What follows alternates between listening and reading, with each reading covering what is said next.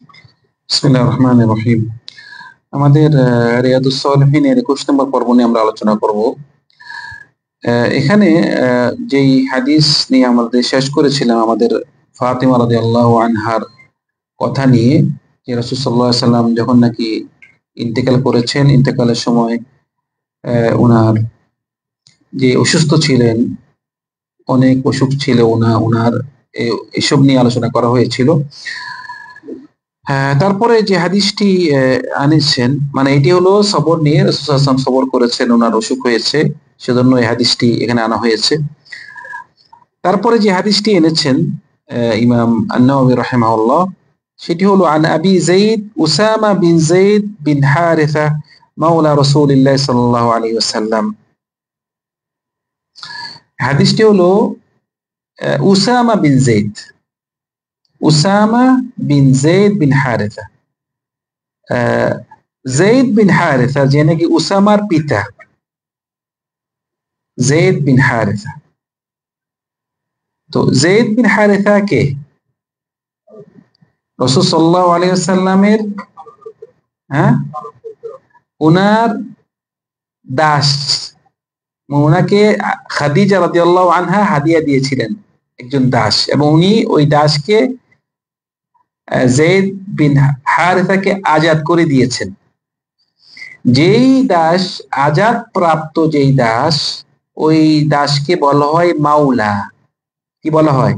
মাওলা, মাওলা রাসূলুল্লাহ সাল্লাল্লাহু আলাইহি ওয়াসাল্লাম। এবং যায়েদ তিনি হলেন প্রথম ইসলাম গ্রহণ করেছেন দাসদের থেকে। ঠিক আছে, মানে আমাদের ইসলাম গ্রহণ করেছেন, প্রথমে ইসলাম গ্রহণ করেছেন পুরুষদের থেকে কে? আবু বকর। মহিলাদের থেকে খাদিজা রাদিয়াল্লাহু আনহা, মনে থাকবে। আর ছেলেদের থেকে, বাচ্চাদের থেকে আলী রাদিয়াল্লাহু আনহু। আর দাস থেকে যায়েদ বিন হারিসা, মনে রাখবেন এটা, ঠিক আছে। এবং যায়েদ বিন হারিসা উনি হলেন একজন সাহাবী যার নাম কোরআনে আছে, মাশাআল্লাহ। মানে একজন সাহাবীর নামই কি কোরআনে আছে, উনি কে? এই যায়েদ বিন হারিসা। যায়েদ বিন হারিসা কি নিয়ে অনেক বড় ঘটনা, সংক্ষেপে বলতেছে। যায়েদ বিন হারিসা উনি রাসূল সাল্লাল্লাহু আলাইহি ওয়াসাল্লামের মাওলা ছিলেন, যে উনার দাস, উনাকে রাসূল আজাদ করে দিয়েছেন। তো উনার পিতা যায়েদ বিন হারিসার যখন ওদের অবস্থা একটু ভালো হলো, তো ওনার পিতা এসেছে রাসূল সাল্লাল্লাহু আলাইহি ওয়াসাল্লামের কাছে, এসে যায়েদ বিন হারিসাকে কি নিয়ে যাওয়ার জন্য, যে পয়সা দিয়ে হলেও কি, পয়সা দিয়ে রাসূল যায়েদকে কিনে নিয়ে যাবে ওনার পিতা। তখন রাসূল সাল্লাল্লাহু আলাইহি ওয়াসাল্লাম ওনার পিতাকে বললেন যে ঠিক আছে, যায়েদকে প্রশ্ন করো, যেতে গেলে যাক। তখন যায়েদকে প্রশ্ন করা হলো যে তুমি কি রাসূল সাল্লাল্লাহু আলাইহি ওয়াসাল্লাম থাকবা, নাকি তোমার পিতার সাথে চলে যাবা? ওই সন্তান দেখেন বলছে, না, আমি আমার পিতার সাথে যাব না, আমি রাসূল সাল্লাল্লাহু আলাইহি ওয়াসাল্লাম থাকবো। তখন রাসূল সাল্লাল্লাহু আলাইহি ওয়াসাল্লাম এই যায়েদকে এত বেশি পছন্দ করতেন, এবং যায়েদকে বলতেন, যায়েদ আমার সন্তান, পালাতক সন্তান। তখন যায়েদের নাম দেওয়া হলো যায়েদ বিন মুহাম্মদ, মুহাম্মদের ছেলে যায়েদ। কিন্তু ইসলাম ধর্ম পরে দিয়ে এরকম পালা সন্তান কাউকে পালে আপনি বাপের নাম পরিবর্তন করা, এটা হারাম, ইসলামে কি নিষিদ্ধ। কোরআন বলছে উদউহুম লিআবাইহিম, মানে প্রত্যেক ব্যক্তির নাম ডাকতে হবে তার পিতার সাথে, মুহাম্মদ বিন আব্দুল্লাহ। তখন রাসূল সাল্লাল্লাহু আলাইহি ওয়াসাল্লাম ওর নাম রেখেছিলেন প্রথমে মুহাম্মদ, যায়েদ বিন মুহাম্মদ, পরে দিয়ে এটা চেঞ্জ করে কি বলেছেন, যায়েদ বিন হারিসা। ওনার পিতার নামেই ওনার নাম দেওয়া হয়েছে। তো রাসূল সাল্লাল্লাহু আলাইহি ওয়াসাল্লাম যায়েদকে খুব বেশি পছন্দ করতেন, তো ওনাকে বলা হয় হিব্বু রাসূলিল্লাহ, রাসূল সাল্লাল্লাহু আলাইহি ওয়াসাল্লামের প্রিয় পাত্র। এবং উসামা যে যায়েদের যে নাকি সন্তান উসামাকে রাসূলুল্লাহ সাল্লাল্লাহু আলাইহি ওয়াসাল্লাম কি অনেক মহব্বত করতেন। সে এখানে বলতেছে যে যখন উসামার কথা বলতেছে, উসামা থেকে হাদিসটি বলতেছে হিব্বু রাসূলিল্লাহ ওয়াইবনু হিব্বিহি, যে রাসূল সাল্লাল্লাহু আলাইহি সাল্লামের প্রিয় পাত্র এবং প্রিয় পাত্র ছেলে, মানে ওনার পিতা যায়েদ এবং যায়েদের পিতা দুজন কি রাসূলুল্লাহর প্রিয় পাত্র ছিল। এবং আরেকটি ঘটনা যে যায়েদ যে বিয়ে করেছে, তো যায়েদের যে স্ত্রী ছিল যায়নাব, এবং যায়েদ যখন নাকি যায়নাব রাদিয়াল্লাহু আনহাকে তালাক দিয়েছে, রাসূল সাল্লাল্লাহু আলাইহি সাল্লাম ওই যায়নাবকে বিয়ে করেছে। যেন ইসলাম ধর্মে এরকম পালা ছেলে বলতে কিছু এরভাবে নেই, মানে আপনি আপনার অনেক সময় দেখা যায় আপনার পালা সন্তান হলেও এটা আপনার সাথে কোনো রক্ত সম্পর্ক নেই। সেজন্য যায়েদ যেই স্ত্রীকে তালাক দিয়েছে, রাসূল সাল্লাল্লাহু আলাইহি সাল্লাম কি ওই স্ত্রীকে আল্লাহ সুবহানাহু ওয়া তাআলা বিয়ে দিয়েছে। মানে যায়নাব যে নাকি যায়েদের স্ত্রী, বর্তমানে উনি আমাদের মা, উম্মু মুমিনিন রাসূল সাল্লাল্লাহু আলাইহি সাল্লাম বিবি, ওই যায়নাবকে কে বিয়ে দিয়েছে? আল্লাহ সুবহানাহু ওয়া তাআলা। উনার গার্জিয়ান আল্লাহ সুবহানাহু ওয়া তাআলা হয়েছেন, উনাকে আল্লাহ বিয়ে দিয়েছে। ফালাম্মা ক্বাতা যাইদুম মিনহা ওয়াতারান যাওয়াজনাকাহা, যে আমি তোমাকে বিয়ে দিলাম যায়নাবকে। এটা বিয়ে দিয়েছে, এর উদ্দেশ্য হলো যে জাহিলিয়াতে একটা সিস্টেম ছিল যে আপনার পালা সন্তান আপনার সন্তানের মতোই ওর স্ত্রী বিয়ে করা যাবে না, কিন্তু এটা ইসলাম ধর্ম, আপনার পালা সন্তান বলতে এরকম কিছু নেই, আপনি তার স্ত্রীও বিয়ে করতে পারবেন, কারণ এটা আপনার সাথে কোনো রক্ত সম্পর্ক নেই। আপনার আপন ছেলের স্ত্রী আপনার জন্য চিরস্থায়ী হারাম, কিন্তু পালা সন্তান তো আপনার জন্য হারাম নেই। তো এইটা সে আরেকটা ঘটনা যে বিদহার থাকে নিয়ে। তো এখানে যে হাদিসটি আমাদের মাঝে সেটি হলো যে উসামা রাদিয়াল্লাহু আনহু বলতেছেন যে আরসালাত বিনতুন নবী সাল্লাল্লাহু আলাইহি ওয়াসাল্লাম ইলা আন-নবী, আরসালাত বিনতুন নবী সাল্লাল্লাহু আলাইহি ওয়াসাল্লাম, মানে রাসূল সাল্লাল্লাহু আলাইহি ওয়াসাল্লামের একজন মেয়ে, এই মেয়ে কে কোন মেয়ে এটা কথা বলেনি, ওনার একজন মেয়ে রাসূল সাল্লাল্লাহু আলাইহি ওয়াসাল্লাম পাঠালেন। কি পাঠালেন? বলছে ইন্না ইবনি ক্বাদ ইহতুদিরা ফাশহাদনা, একজন রাসূল সাল্লাল্লাহু আলাইহি ওয়াসাল্লামের মেয়ে রাসূলুল্লাহ সাল্লাল্লাহু আলাইহি ওয়াসাল্লামকে পাঠালেন যে আমার সন্তান অবস্থা খুবই খারাপ, হয়তো তার মৃত্যু হয়ে যেতে পারে। রাসূল সাল্লাল্লাহু আলাইহি ওয়াসাল্লামকে আসতে বললেন, উনি বলে আমাদের কাছে আসেন, মানে এভাবে আসার জন্য উনি লোক পাঠালেন।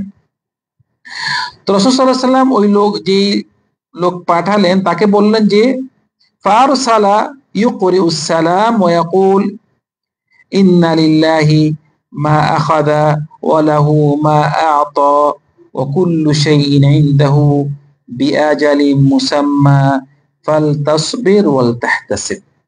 মানে ওনার মেয়ে যখন ওনাকে পাঠালেন, একজন ব্যক্তি যে রাসূল সাল্লাল্লাহু আলাইহি আসতে বললেন যে ওনার ছেলে অবস্থা খারাপ, রাসূল সাল্লাল্লাহু আলাইহি ওয়াসাল্লাম ওনাকে বললেন যে তুমি আমার মেয়েকে সালাম পৌঁছাই দাও, আর বলো যে ইন্না লিল্লাহি মা আ'তা, আল্লাহ সুবহানাহু ওয়া তাআলা যদি আমাদেরকে কিছু দিয়ে থাকে তাহলে এটা উনারই, আমাদেরকে দিয়েছে, আর যদি আমাদের থেকে কিছু নিয়ে যায় তাহলে সেইটা উনারই, আমাদের থেকে নিয়ে গিয়েছে।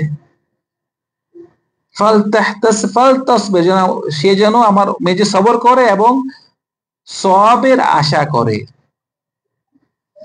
আমরা মারা গেলে কি বলি, কেউ মারা গেলে ইন্না লিল্লাহি ওয়া ইন্না ইলাইহি রাজিউন, আমরা আল্লাহর, আমরা কার, আমাদের নাফসের মালিক কে? আল্লাহ সুবহানাহু ওয়া তাআলা, তিনি নিয়ে যায় আমাদেরকে, ইন্না লিল্লাহ। সেজন্য কোন একজন পাওনাদার যদি আপনি থেকে ওর পাওনা টাকাটা নিয়ে যায়, এখানে দুঃখ প্রকাশ, দুঃখ কি করবে না, স্যার সে আমার থেকে পায়, এটা তারটা সে নিয়ে গিয়েছে। আল্লাহ সুবহানাহু ওয়া তাআলা আমাদেরকে সৃষ্টি করেছেন, আমরা সবার হলো আল্লাহর মালিকানা। যদি নিয়ে যায় আমাদের থেকে, আমরা সবর করতে হবে এবং সওয়াবের আশা করতে হবে। তো রাসূল সাল্লাল্লাহু আলাইহি ওয়াসাল্লাম কি বললেন, যে তাকে বলো সে যেন সবর করে এবং কি করে, সওয়াবের আশা করে। فأرسلت إليه تقسم عليه ليأتينه। যখন রাসূল সাল্লাল্লাহু আলাইহি ওয়াসাল্লাম ওকে পাঠালেন যে ওকে বলো সবর করার জন্য, উনার মেয়ে আবার পাঠালেন, বলতেছেন যে উনাকে আসতেই বলো, আমি কসম করতে বলছি আসেই, উনাকে আসতেই বলো আমার কাছে। ফাকাম, তারপরে গেলেন, ওই মুনার মেয়ের কাছে গেলেন এবং ওনার সাথে সাদ ওমাহু সাদ বিন উবাদা ও মুআদ বিন জাবাল ও উবাই ইবনে কাব ও যায়েদ ইবনে সাবিত ও রিজালুন রাদিয়াল্লাহু আনহু। এবং রাসূল সাল্লাল্লাহু আলাইহি ওয়াসাল্লাম তখন উনার ওই মেয়ের কাছে গেলেন, উনার সাথে আরো অনেক সাহাবাদেরকে নিয়ে গেলেন, সাদ বিন উবাদা, মুআদ বিন জাবাল, উবাই ইবনে কাব, তারপরে দিয়ে যায়েদ বিন সাবিত, অনেক সাহাবাদেরকে নিয়ে কি উনার মেয়ের কাছে গেলেন। فرفع رسول الله صلى الله فرفع إلى رسول الله صلى الله عليه وسلم الصبي فأقعده في حجره ونفسه تقاقع। যখন রাসূল সাল্লাল্লাহু আলাইহি ওয়াসাল্লাম উনার ওই মেয়ের কাছে গেলেন, তখন ওই উনার নাতিকে উনার কোলে রাখা হলো এবং দেখলো যে উনার ওই ছোট বাচ্চা, উনার ওই নাতি ছোট বাচ্চা, মানে উনার ওর মানে ইহতাদার সময়, মানে জান আসে যায়, দমদমে জান আসে যাচ্ছে, এভাবে ছটপট করতেছে জান। ফাফাদাত আইনা, তখন রাসূল সাল্লাল্লাহু আলাইহি ওয়াসাল্লাম কেঁদে দিলেন। রাসূল সাল্লাল্লাহু আলাইহি ওয়াসাল্লাম পানি চলে আসলো, ছোট বাচ্চার অবস্থা দেখে রাসূলুল্লাহ কি কেঁদে দিলেন। فقال سعد ইয়া রাসূলুল্লাহ মা হাযা, মানে আপনি কান্না করতেছেন রাসূলুল্লাহ, মানে রাসূলুল্লাহ সাল্লাল্লাহু আলাইহি ওয়াসাল্লাম আপনি কান্না করতেছেন, মানে এটা তো তাকদীর। ওনার কথা হলো যে আপনি কান্না করতে, মানে এখানে কান্না করতেছে কেন আপনি, এটা তাকদীর, যে দুনিয়াতে চলে যায় এটা তো তাকদীরে ছিল এভাবে। বলছে মা হাযা, আপনি কান্না করতেছেন কেন?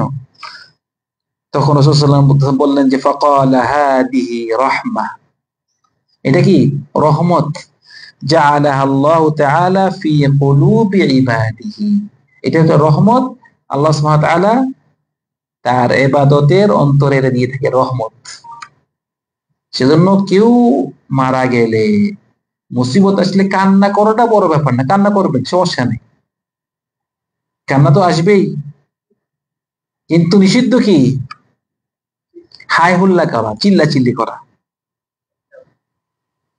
অন্তরে রাজি থাকবেন, সবর করবেন, চোখে দিয়ে পানি পড়বে সমস্যা নেই। আপনার নিকটবর্তী কেউ মারা গেলে আপনি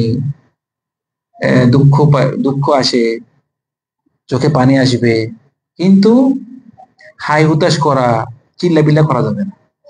রাসূল সাল্লাল্লাহু আলাইহি ওয়াসাল্লাম এখানে কি করেছেন, তিনি কান্না করেছেন। যখন নাকি বলা হলো এটা কি আর কান্না করতেছে, বলছে এটা রহমত। রহমতটি আল্লাহ সুবহানাহু ওয়া তাআলা তার বিভিন্ন ইবাদতের বিভিন্ন বন্দাদের অন্তরে দিয়ে রাখে। আরেকখানে বলতেছেন যে ফি কুলুবি মান শাআ মিন ইবাদিহি, এবং আল্লাহ সুবহানাহু ওয়া তাআলা যাকে ইচ্ছে তার অন্তরে কি রহমত দেয়। ওয়া ইন্নামা ইয়ারহামুল্লাহু মিন ইবাদিহির রুহামা, আল্লাহ সুবহানাহু ওয়া তাআলা ওদেরকে রহমত করে যারা নাকি দয়াময়, যারা নাকি যাদের অন্তর রহমত আছে তাদেরকে কি আল্লাহ রহমত করেন। সেজন্য এই দয়া করা, অন্যকে রহমত করা, এটাই হলো একটা মুমিনদের সিফাত। তো এখানে এই হাদিসটা আনার উদ্দেশ্য হলো যে এই যে আমাদের সবর করা, যে ওনার এই মেয়ের যে ছেলে দুনিয়া থেকে বিদায় হয়ে যাচ্ছে, বিদায় হয়ে গিয়েছে, সেজন্য কি করতে হবে? সবর করতে হবে। ওয়ালানাবলুওয়ান্নাকুম বিশাইইম মিনাল খাউফি ওয়াল জু'i ওয়া নাকসিম মিনাল আমওয়ালি ওয়াল আনফুসি ওয়াস সামারাত। এটা দুনিয়াতে এটি পরীক্ষা করে আল্লাহ সুবহানাহু ওয়া তাআলা বিভিন্ন ধন সম্পদ কমিয়ে দিয়ে, নিকটবর্তী মানুষদেরকে নিয়ে গিয়ে, বিভিন্ন অসুখ দিয়ে, বিভিন্ন বলা মুসিবত দিয়ে কি করে? পরীক্ষা করে। পরীক্ষা করে, আমরা এখানে জামাত করব ইনশাআল্লাহ। পরীক্ষা করে, কিন্তু আমরা যখন পরীক্ষা আসবে কি করতে হবে? সবর করতে হবে। আমরা সবর করব। সবর করলে তখন আপনি সবটা হবে। কিন্তু আপনি হাই হুতাশ করবেন, তখন সবরটা মানে হাই হুতাশ করলে কি হবে? মুসিবতটা তো থেকে যাবে নাকি? মানে কেউ যদি এখন একজন মানুষের যদি কোনো তার সন্তান মারা যায়, সন্তান মারা গেলে সে সবর করুক আর না করুক, তার সন্তান কি ফিরে আসবে? আর ফিরে আসবে? এখন একজন ব্যক্তি, দুইজন ব্যক্তি, দুজনের সন্তান মারা গেছে। একজন হাই হুতাশ করলো, কেন মারা গেল, কেন কেন মারা গেল, কি হইলো? এত কিছু করাতে কি তার সন্তানের সাথে আবার জীবিত হয়ে যাবে? না। আরেকজন সে সবর করলো, আল্লাহ আলহামদুলিল্লাহ, এ আল্লাহ তুই আমার ছেলেকে সন্তানকে নিয়ে গিয়েছো, আমাকে অনেকগুলো দিয়েছো, একটা নিয়ে গিয়েছো, রাজি থাকলো, আল্লাহ শুকর আদায় করলো। তখন কি হবে? চোখেতে পানি পড়লো, তার সমস্যা নেই। তখন দেখা যাবে যে ওই যে ব্যক্তি সবর করেছে, হাই হুতাশ করেনি, তার সওয়াব অনেক বেশি। এইটাই পরীক্ষা। আমরা দুনিয়াতে আমাদের যখন নাকি বলা মুসিবত আসে, আমরা পছন্দ করি না এটা, কিন্তু আখেরাতে মানুষরা আফসোস করবে যাদের নাকি বলা মুসিবত আসেনি। কেন আসেনি? কারণ তখন যখন দেখবে যে যাদের বলা মুসিবত এসেছিল তাদের এত বেশি সওয়াব। তো আমরা এই হাদিসটি আনার উদ্দেশ্য হলো যে যেন আমরা যে কোনো মুসিবত আসে আমরা সবর করি। যদি কেউ একান্ত তার চোখে পানি যদি আসবে, পানি চলে আসে, তাই পানি চলে আসাটা এটা ভালো লক্ষণ, কিন্তু যেন আমরা কোনো হাই হুতাশ না করি। এভাবে মানে এই মুসিবতের উপরে আমরা সবর করে এবং রাজি থাকি। ঠিক আছে, আমরা এখানে পর্ব শেষ করছি। সাল্লাল্লাহু আলা সাইয়্যিদিনা মুহাম্মদ ওয়া আলা আলিহি ওয়া সাহবিহি আজমাইন। আসসালামু আলাইকুম ওয়া রাহমাতুল্লাহি ওয়া বারাকাতুহু।